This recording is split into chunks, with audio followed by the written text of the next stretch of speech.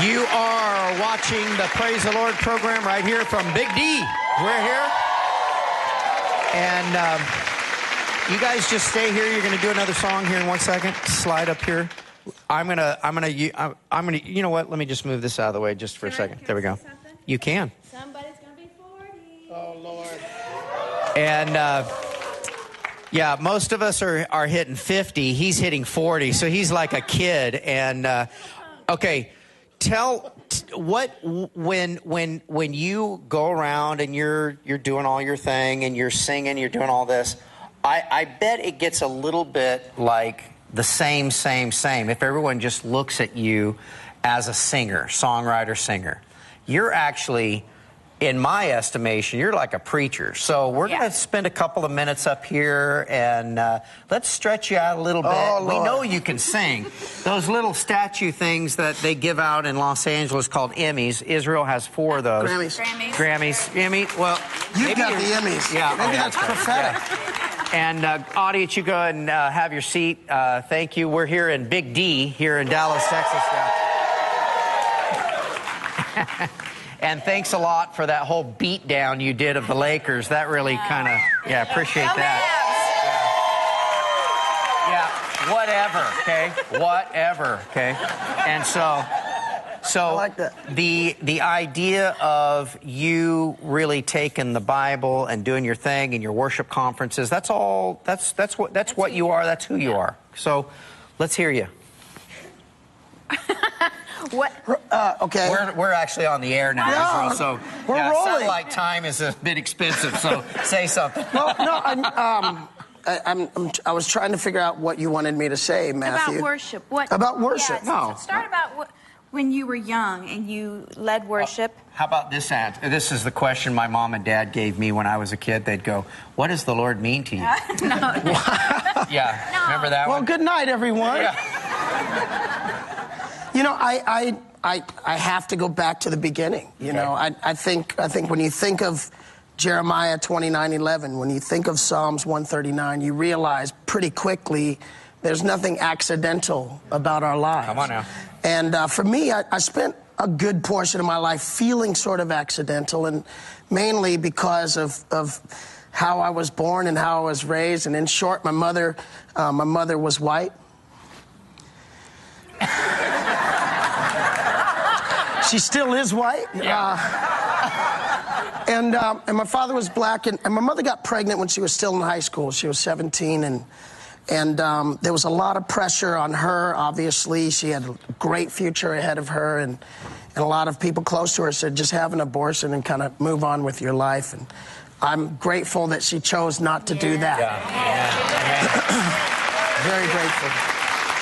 And to make a long story short, they lived in Iowa, and she essentially got kicked out of her folks' home and ended up on the West Coast. And when she was 8 months pregnant, she had been doing drugs throughout the pregnancy, and the state of California, you know, said, we're going to take your child away because you're an unfit mother. And literally, one day as she's walking down the street with all that weight of the world on her shoulders, she's walking, and a lady across the street sees her and just stops and gets out of her car and actually kind of jogged across the street to get her attention. She said, I don't know you, but I feel like I had to come and tell you that Jesus loves you. Wow. And you're not forgotten. Wow. And literally on the street, she just loved on her. And there was no organ playing. There was no heads bowed, eyes closed. But literally, she had her own altar call right on the street.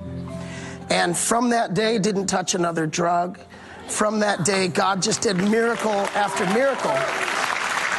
So there's 2 heroes in that particular story. One is my mom. Just the fact that she could have easily done what many have and just said, I can't take this pressure. Let me get rid of this problem, this issue, this situation in my life that is a real conceived baby.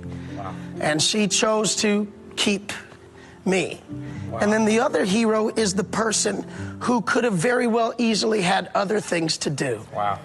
And she said, I'm going to stop, inconvenience myself, possibly inconvenience this pregnant woman. And we all understand that it's a risk just having a conversation with a pregnant woman. Yeah. How'd you learn that? Melissa? We've had 3 children. Yeah.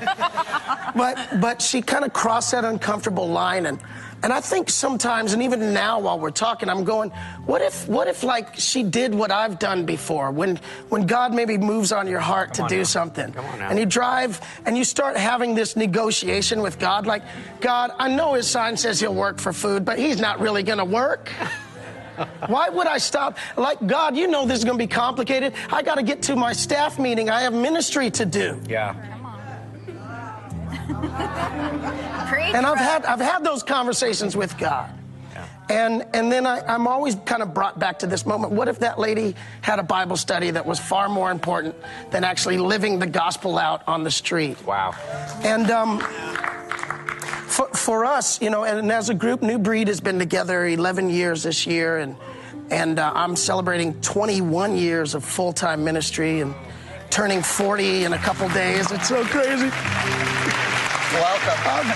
Welcome to the 40s. I've been there a few years. But there is a scripture found in Romans 15 that for us summed it all up and sort of changed the reason why we do what we do.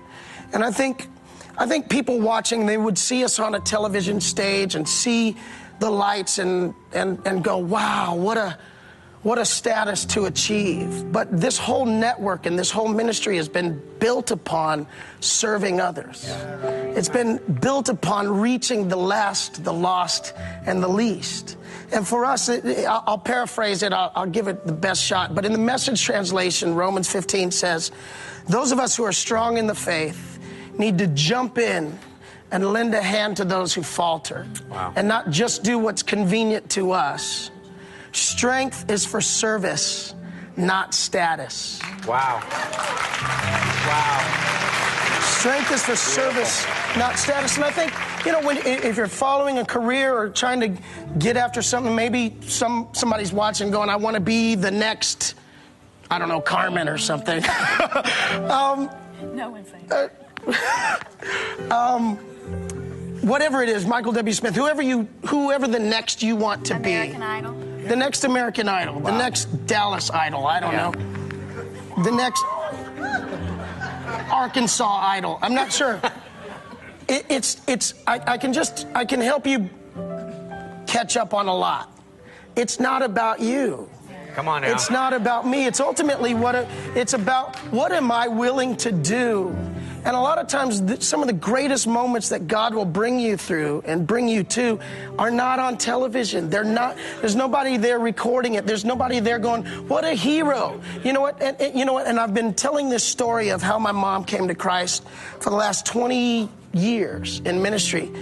And just last year, like first week of August, we get this letter. And I've been asked for 20 years, has anybody ever met the person? And, you know, let's celebrate this lady who crossed the street. Yeah.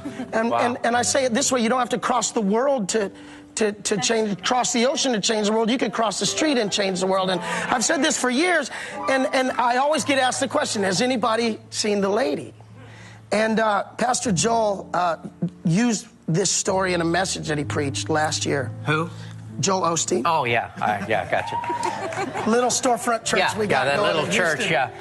And this lady saw the program and sent a letter, and she said, if it was Oceanside, California, come on now, I think I'm that lady. And she gave some details, and it had always sort of been a cry of my heart to see that reunion.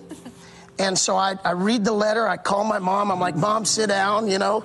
And I read this letter, I say the lady's name, my mom goes, that's her, that's her, that's her. And so within days, we are sitting in this lady's living room and just talking about why, you know. And I asked her, I said, did you have any idea that crossing the street would ultimately touch hundreds of thousands, maybe even millions of people? And that the story that I've shared in concerts all over the world for the last 2 decades have helped young women not have abortions. Yeah. Have helped parents take heart when they felt like their child was just wayward and it wasn't going to work. And I'm saying, listen, don't give up, you know. It was rough, and for a moment it looked like this was all there was, and none of us could see 20, 30, 40 years down the road. And I asked her, I said, why did you do what you did? She goes, because I felt like God had rescued me, and the only thing I could do to respond to that was to rescue somebody else. Wow. And so for us, the life of worship is not just about singing. Matter of fact, it has very little to do with music. The life of worship has everything to do with the position of your heart. Wow. And can God reach and turn that heart at any time?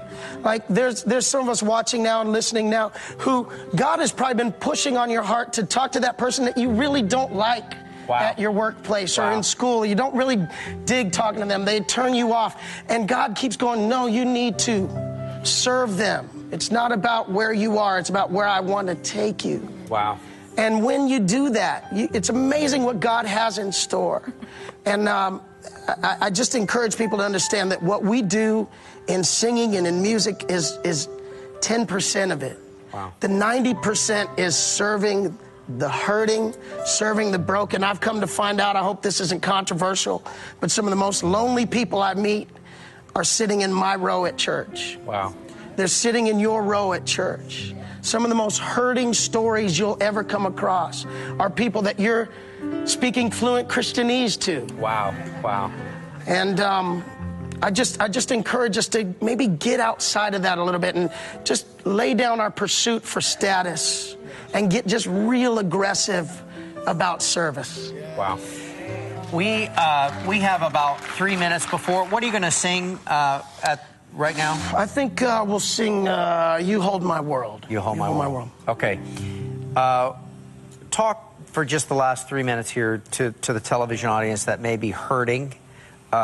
You know, look, our economy, our issues, the dynamics are not just American problems, they're around the world. There's, you know, people that feel insignificant because they live in another part of the world and they're not in Dallas, Texas. They're not in America. They're not in, you know, they feel like the world is spinning and they're outside of that. There is tragedy that people go through, different tragedies. And we're about to go into an amazing interview here next on the program of loss and despair. How does Jesus get us through all that stuff? How does Jesus get us through all of that? He says this, come unto me, all who are laboring, all who are working, all who are sowing. Come unto me, all who are tired and weary, and I will give you rest. It's not religion will give you rest. It's not tradition will give you rest. It's not some manufactured idea of what church is that will give you rest. But simply, as Dave led us just a few minutes ago, it's simply opening up your heart and saying, Jesus, I am not ashamed to say I'm desperate right now.